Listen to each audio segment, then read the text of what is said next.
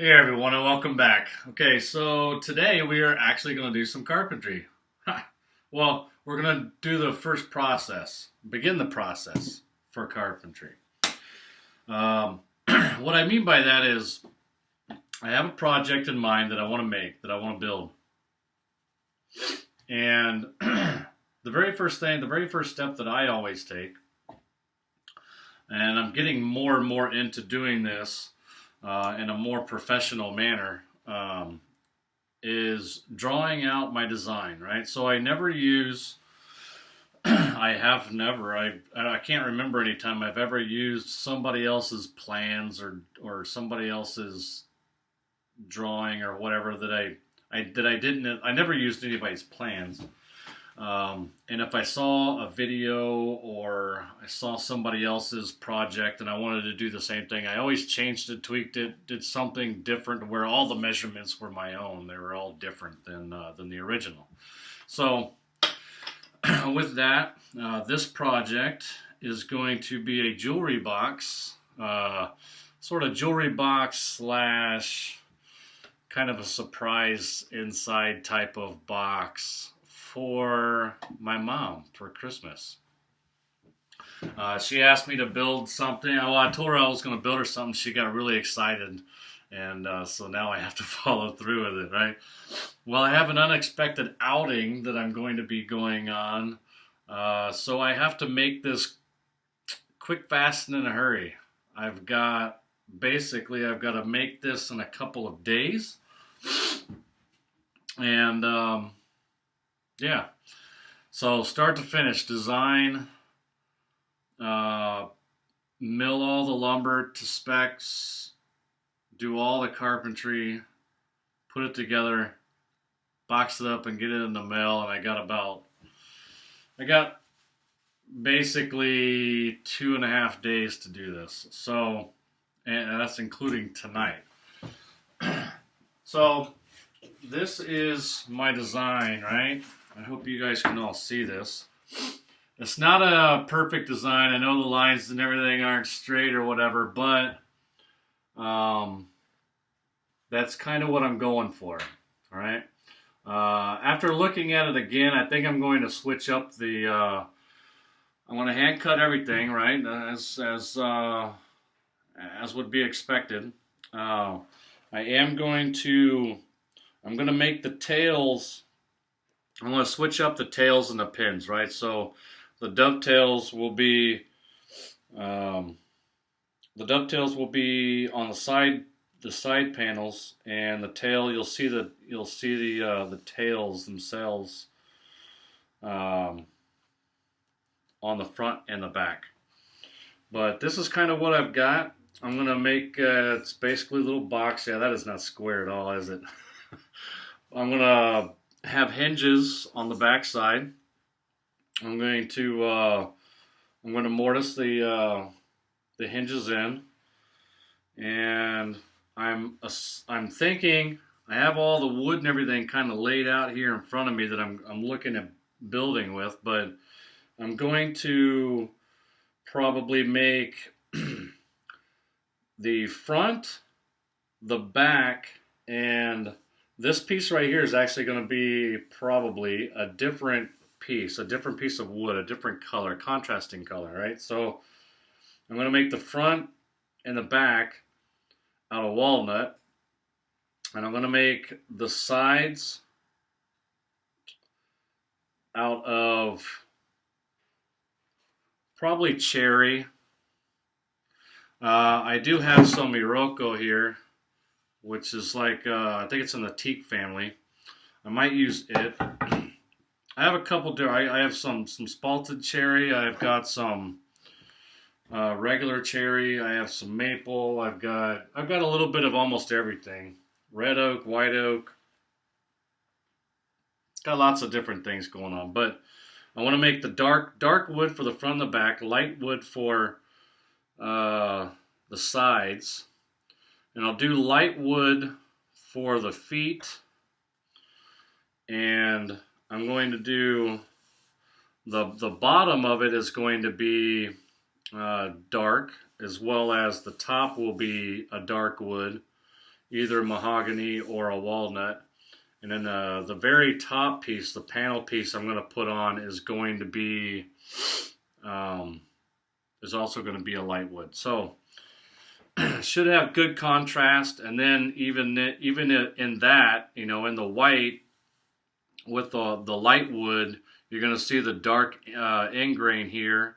And same here, you have the dark wood and you'll see the lighter end grain of the tails poking through there, or the pins. And yeah, so that's my design. And that's the design for the box itself. I'm also going to, I need to still draw it out, but I'm going to put basically little rails on the inside that you can put a little tray. I'm going to have 2 little trays in there, one smaller and one larger. And the trays will be so you can put little, you know, knickknacks or, you know, earrings or, you know, whatever girls put in jewelry boxes. Jewelry. I might put some little hooks for like necklaces or something on the hood, on the lid. I've thought about that. I've thought about putting a little mirror or something on the lid. I've thought about doing some hand carving on the lid. I do think I'm going to, I don't know if I'm going to have time. I wanted to carve at least her initials into the front or the top. Probably the front, because she'll, like every other, like most girls are going to, you know, flip the lid up and probably just leave it open. So, so I'll probably just carve it on the front. Anyway, so I don't have any measurements on there yet either, but the box is going to be roughly I guess 12 inches or so. 12 to 14 inches wide or long, side to side. Probably, I think 8 inches front to back. And then probably, I'm just kind of going off of measurements that I see in my head, and I'm kind of trying to visualize them. Probably 5 inches, and that's the cavity, the inside cavity. So we'll say, we'll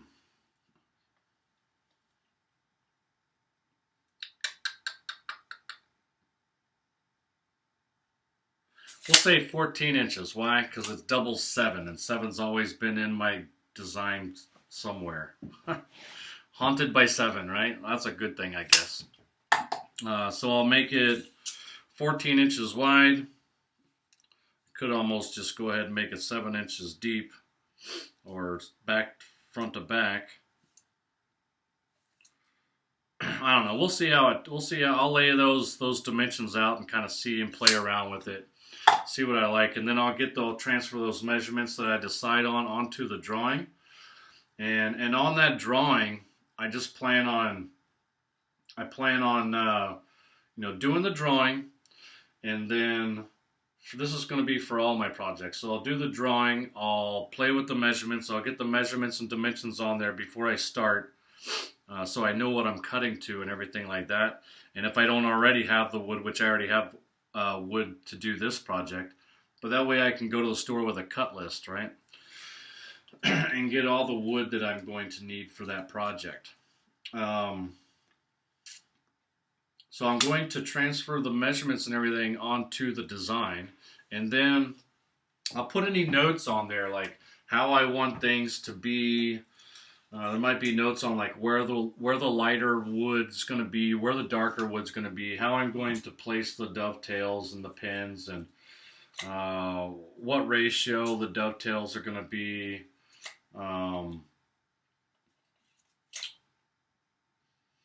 Whatever notes that I want, and during the process too, if I have something that comes up that maybe I want to remember for another project, or if I ever wanted to build this again, I put notes on there just as I'm going, like, man, I should have done this first, and then gone on to the next step instead of doing it, the fifth step in the process, right? Things that I learn, lessons learned, if you will, those will go in the notes in that as well. So it'll just be the drawing, the basic drawing, and then the measurements, and then all the notes and the footnotes and whatnot that I take before and during the project. So that's that. I just wanted to kind of show you, I guess, the different woods. I've thought about. We'll see how it pans out, really. Remember this guy? This is that big chunk of quilted maple that I was going to make into my chops. But I don't know if this is going to be the right size, the efficient use of this chunk. It's a beautiful piece, and I'd love to use it on my mom's jewelry box. But her jewelry box is going to be smaller than this, and I'd have a big chunk of it left over that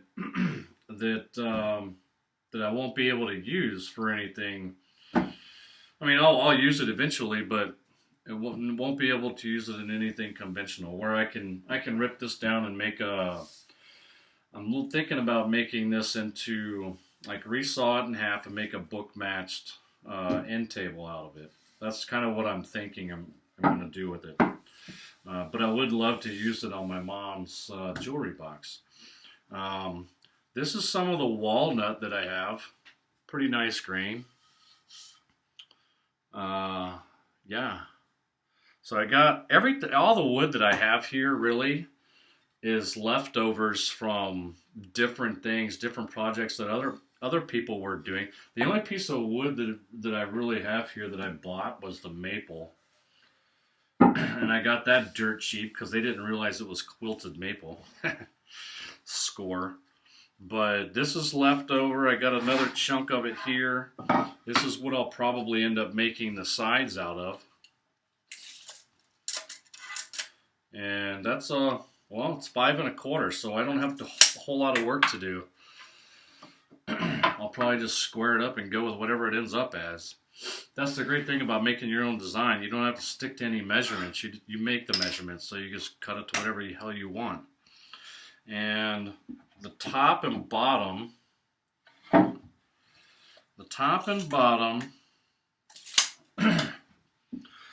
I picked up this piece of walnut right here. This was another score. I picked this up for $1. I don't even think it was, maybe 50 cents. $1. No, I think it was $1. I was at the auction house, and they're like, who wants this chunk of wood, And then they go down to, start off at 10, and go to 5, and then they go down 4, 3, 2, 1, right? Now, I'll pay $1 for that, It got 8 inches wide of a little more than 3/4, and a little over 4 foot for $1.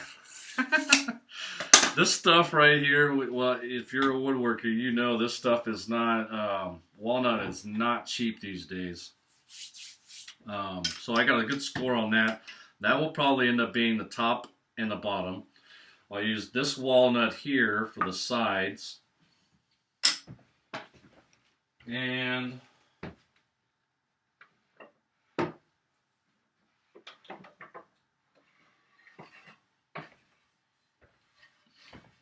I have some mildly spalted cherry that I can use. I don't know if y'all can pick that up. For the end caps, and then I have this Iroko. I know you really can't see much on that either, but it's an interesting wood to work with. I made one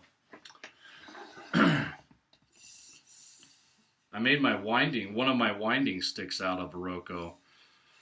It's pretty solid, amazing wood. I like it. It was interesting to work with. It holds true. It's a good, what's the word I'm looking for? I can't think of it. And then here's some more spalted cherry. It's got a split in it right here, so I don't know if I'll be able to get much out of that to be able to make sides out of it. But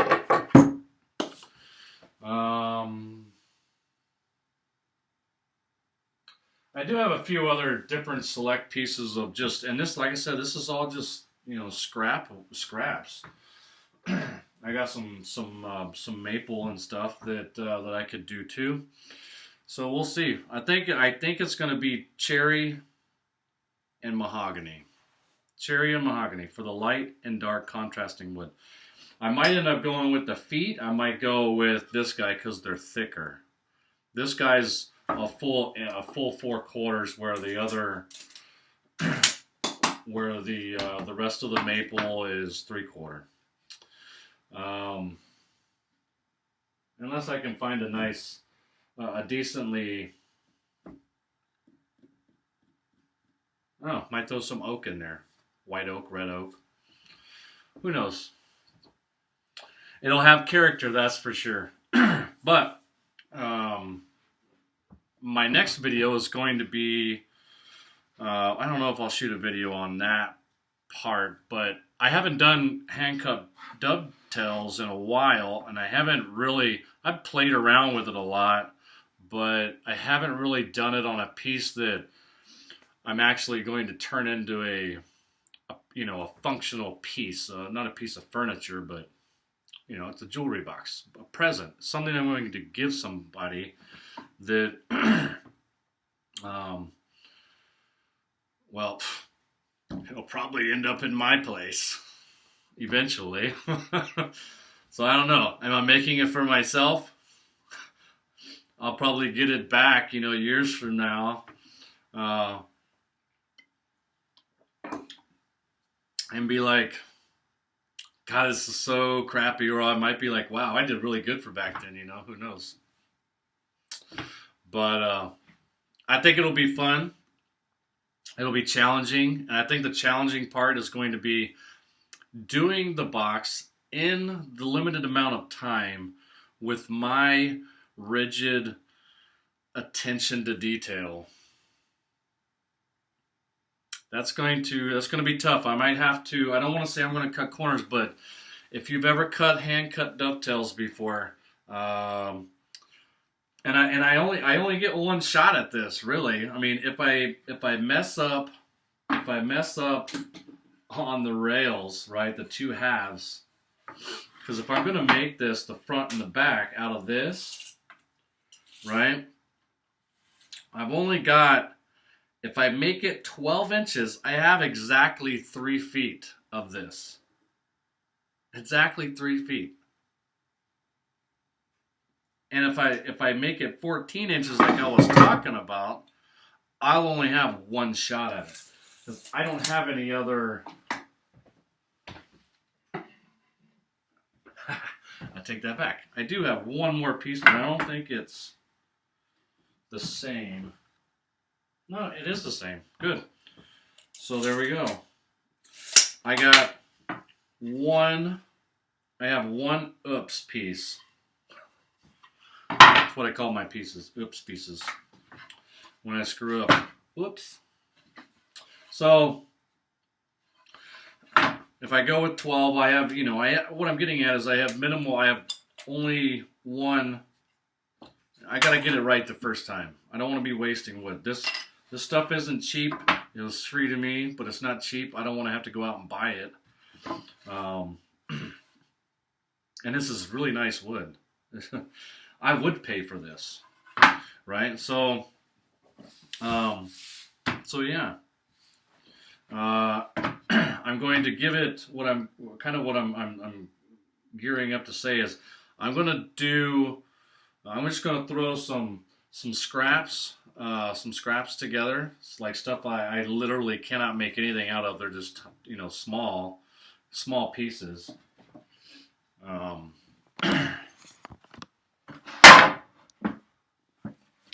have those scraps in there, but I have scraps that are just way too small to make anything out of. So I'm going to take those and that's what I'm going to do tonight. I'm not going to film it. But I'm going to take those tonight and I'm going to practice my dovetails. So what I don't want to do is, the first time I've done it, and, God, it's been over a month since I've cut my last dovetail. But I don't want to get these all milled up, perfect, ready to rock and roll, go cut the dovetails, and just, they'd be ugly as sin. Because you guys are going to see this, and you're going to see my craftsmanship. Am I great at dovetails? No, I am not. I am not Paul Sellers. If you want to know how to do great dovetails, if you're watching this for woodworking and you want to learn how to do great dovetails, watch Paul Sellers. Just YouTube Paul Sellers and do a search under his channel for dovetails. He'll show you how to watch some of his masterclass dovetails. Dude's phenomenal. He's amazing. Never ceases to perform. He's amazing. Amazing woodworker. Best I've ever seen in my entire life. So watch his videos. And they're good quality videos. Easy to understand. He's a great teacher. Check him out. But I just kind of wanted to take you guys along with the process, and this is step one, the design, wood selection, kind of what's going on in my brain, the thoughts about, maybe you should also, I've done it in small versions, as you've already seen, like in steno pads, kind of not really what I wanted to do, and this isn't really what I want to do either. It's just what I had laying around. I said, okay, well, I'll go ahead and start with it, right? So I did this. I've also been doing it, that's why this isn't the perfect one, because I've been kind of doing this. I want to get maybe 2 of these and do one for blacksmithing and one for woodworking, because I've already started making, right? So here's my design for a coal shovel. I haven't really darkened it in, so it's kind of hard to see.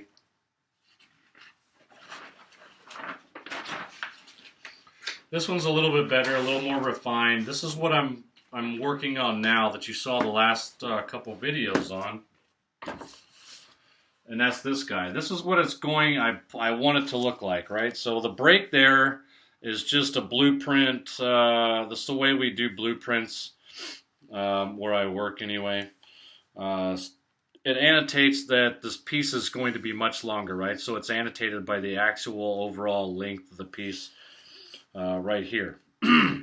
So I've got all my measurements and everything in there, and hopefully you can see all that. Feel free to steal my design. I don't care. It's not really... Anyway, so I'm no artist either. I just kind of throw it up and see how it goes. But one thing I've noticed while I was blacksmithing, and I wanted to incorporate into this, and I'm kind of a little bit getting off track here. I digress. It's going to be flat along this section here, but it's also going to be flat along probably the first, I don't know, I'm guessing maybe 8 inches. I didn't really put it, I didn't really give that section a measurement yet, but I'm going to be flat here because I want to be able to, as I'm going, I can push, I can pull, I can also shove it from side to side. It has a little, a little flat so I can catch the coals and stuff from the side with the same rake. So, yeah. Pretty cool, huh? One last shot at that. Like I said, though, I'm no artist. I'm aspiring, I guess. This is my weapon. So, kind of getting into it. I'm getting better as I go. I guess that's kind of the way things work, at least in my world. And so the last rule, so that's it. you know, design, wood selection, kind of going over the journal that I'm kind of starting up and kind of working out the kinks in that.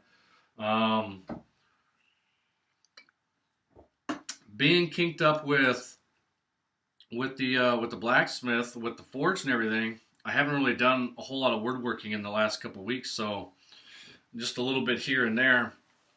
So it'll be nice to get back into the swing of things and knock a little bit of the rust off. Unfortunately, you're not going to see this. I'm filming this. It is, well, I don't have my watch on, but it is November 16th. But you guys aren't going to see this until at least December 25th. Why? Because this is my mama's Christmas present. And I can't show it because she watches my channel. Right? So I can't show it until and ruin it for her and post it early. So I hope you guys have enjoyed watching, kind of rolling with me on how I think, how my brain works, how I begin a project. And if you have any questions or comments, leave them down below. Subscribe, thumbs up, thumbs down. I don't care. Do whatever you feel you need to YouTube do. And yeah, I think that's it. I don't know if I ever showed you guys this, but this is so freaking cool. This is my chisel roll. How you like that? Got them to embroider my own brand, my maker's mark on there. Oh, I don't know if I showed you or not. I've had this for quite a while, but I also made a brand. Now you can't really see it, but made this puppy myself. Pretty cool, huh?